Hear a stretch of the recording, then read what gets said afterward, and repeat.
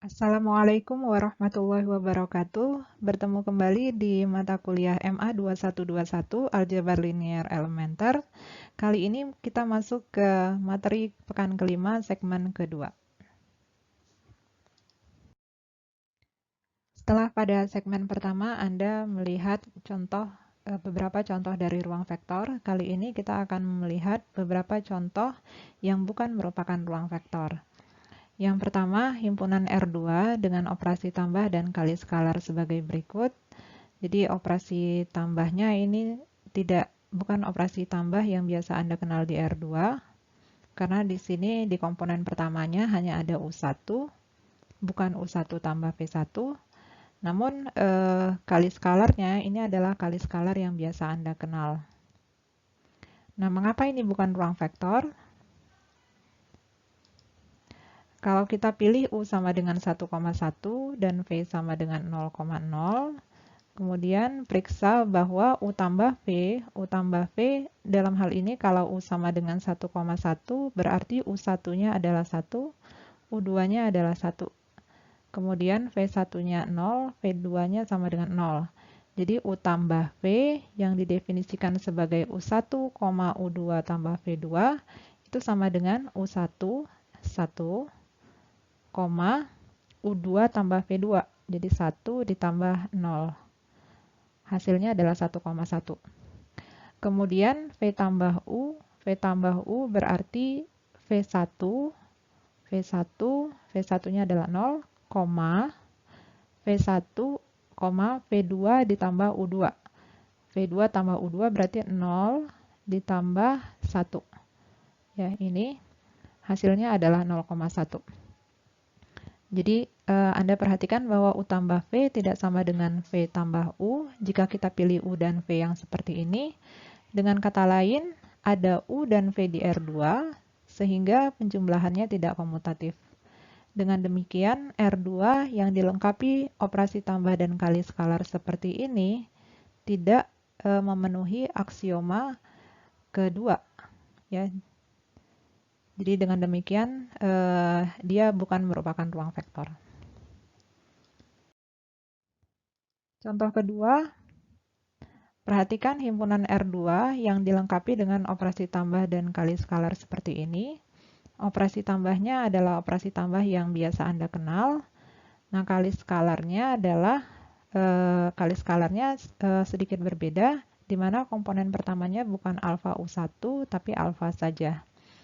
Nah, himpunan R2 yang dilengkapi dengan operasi tambah dan kali skalar seperti ini bukan merupakan ruang vektor. Mengapa? Jadi kalau kita pilih U sama dengan 1,1 dan V sama dengan 3,0 serta alfa sama dengan 2, kemudian kita periksa alfa U plus V. Nah, U plus V-nya didefinisikan seperti operasi tambah yang biasa Anda kenal. Jadi U plus V-nya itu adalah 1 tambah 3, 1 ditambah 0. Jadi hasilnya adalah 4,1. Kemudian kita kalikan dengan alfa yang sama dengan 2. 2 dikalikan dengan 4,1. Berarti hasilnya adalah 2,2 dikali 1. Karena ini kan pendefinisian kali skalarnya adalah alfa. Alfanya adalah 2. Ini. Kemudian alfa kali U2. Jadi 2 dikalikan dengan 1. Hasilnya 2,2. Nah, di sisi lain alfa U tambah alfa V ya dengan cara yang sama, Anda bisa cek bahwa hasilnya adalah 4,2. Jadi alfa U tambah V tidak sama dengan alfa U tambah alfa V. Atau dengan kata lain, kita memiliki U dan V di R2 serta skalar alfa sehingga aksioma ke-7 tidak terpenuhi. Jadi dengan demikian ini bukan merupakan ruang vektor. Selanjutnya kita lihat teorema yang berkaitan dengan ruang vektor. Misalkan P merupakan ruang vektor, U adalah anggota di V, dan alfa adalah suatu skalar. Sifat yang pertama, skalar 0 dikalikan dengan vektor U, sama dengan vektor 0. Sifat yang kedua, skalar alfa dikalikan dengan vektor 0 sama dengan vektor 0. Sifat yang ketiga, skalar min 1 dikalikan dengan vektor U sama dengan inverse dari U terhadap penjumlahan. Jadi min U ini menyimbolkan inverse dari U terhadap penjumlahan. Yang keempat, jika alfa U sama dengan 0, maka alfa sama dengan 0 atau U sama dengan 0.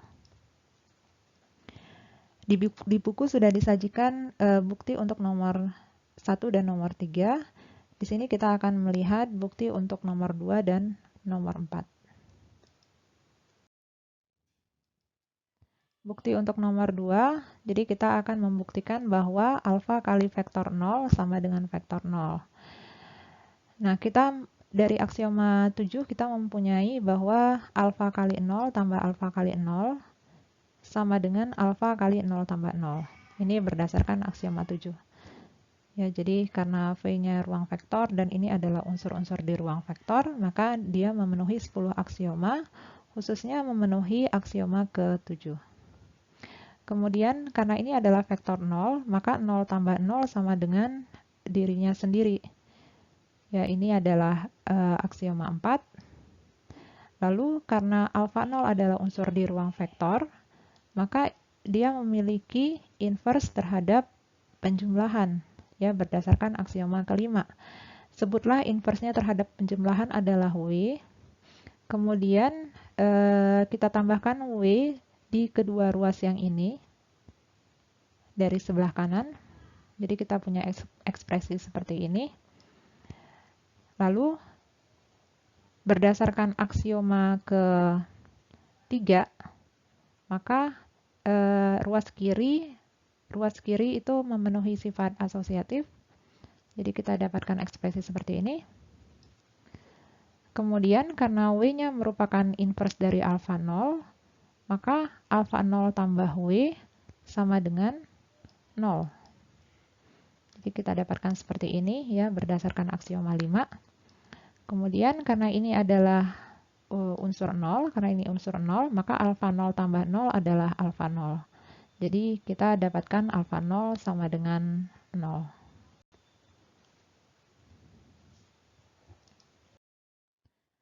Selanjutnya untuk bukti yang keempat, sifat yang keempat, kita akan buktikan jika alfa U sama dengan 0, maka alfa sama dengan 0 atau U yang sama dengan 0. Oke, kita asumsikan alfa U sama dengan 0 dan alfa tidak 0. Jadi dalam hal ini kita akan membuktikan bahwa U-nya yang akan sama dengan 0. Nah, karena alfa tidak 0, maka terdapat skalar 1 per alfa. Ya. Lalu kita kalikan 1 per alfa di kedua ruas alfa U sama dengan 0. Jadi kita punya ekspresi seperti ini.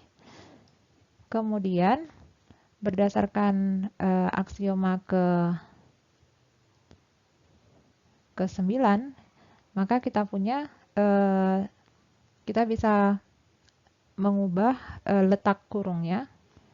Jadi seper alfa dan alfa dioperasikan lebih dahulu, kemudian dikalikan ke vektor U. Kemudian berdasarkan bagian 2 teorema ini, bahwa seper alfa suatu skalar apapun dikalikan dengan vektor 0 adalah vektor 0. Jadi ruas kiri ini berdasarkan aksioma ke-9, serta ruas kanan berdasarkan bagian 2 dari teorema ini yang sudah kita buktikan. Kemudian seper alfa kali alfa adalah 1, jadi 1 kali vektor U sama dengan 0, ya ini sifat bilangan real yang biasa. Lalu berdasarkan aksioma 10 kita dapatkan 1 kali U sama dengan U, akibatnya U sama dengan 0.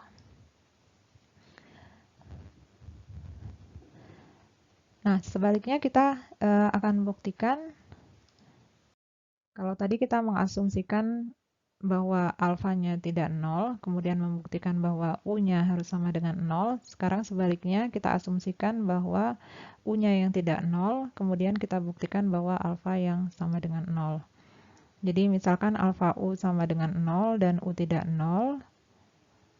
Nah, karena U tidak 0 tidak memberikan apa-apa untuk menggerakkan pembuktian kita, maka pembuktian kita jalankan dengan kontradiksi.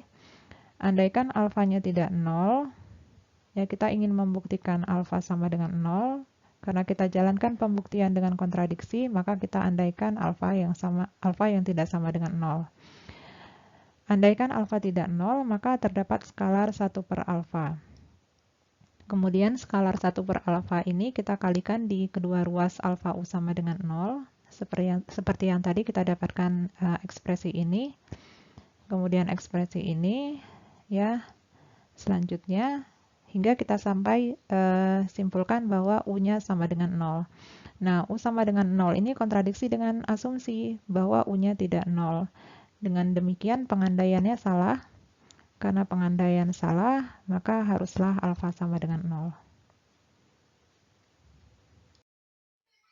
Oke, sebagai latihan, Anda bisa mengerjakan soal-soal berikut ini, 3 soal berikut ini.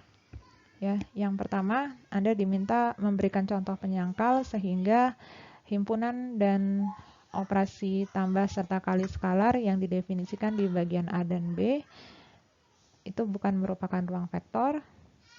Kemudian yang kedua, Anda diminta membuktikan bahwa vektor 0 itu tunggal.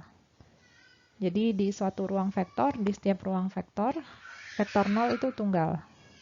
Begitu juga dengan inverse terhadap penjumlahan. Jadi kalau kita punya untuk setiap unsur di suatu ruang vektor, maka inverse-nya tunggal.